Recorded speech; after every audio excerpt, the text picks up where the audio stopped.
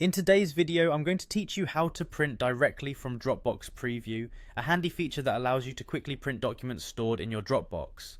Whether you're using the web browser or the desktop app, I'll guide you through the simple steps needed to get your documents printed efficiently. Firstly, let's start by accessing your Dropbox account. You can do this through either your preferred web browser or by opening the Dropbox desktop application on your computer. Make sure you're logged in so you have full access to all your stored files. Once you're in Dropbox, you'll want to find the file you need to print. This could be anything from a PDF document to an image, basically any file that you want to print out. Navigate through your folders or use the search bar to locate the file. Once you've found it, click on it to open it up. When you click on a file in Dropbox, a preview of the file will open on the right side of your screen. This is called the Dropbox Preview, and it gives you a quick look at your document or image without having to fully download or open it in another program.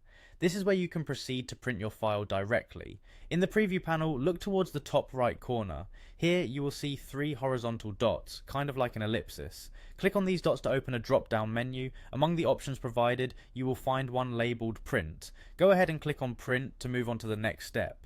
Now that you're in the printing setup, it's time to configure your printer settings. You'll encounter several options to adjust according to your needs, such as paper size. Make sure it matches the paper available in your printer. Additionally, you can set up the orientation to be landscape or portrait, depending on how you want your document to appear. Other settings may include color preferences and the number of copies you wish to print. Take a moment to review these settings to ensure everything meets your expectations.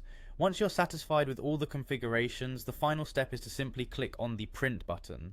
This will send your document to the printer, and in a few moments you should have a freshly printed copy of your Dropbox file right in front of you. And that's it! You've now learned how to print from Dropbox Preview. With these steps, you can easily manage your documents and print them directly from your Dropbox account without the need for complicated processes or additional software.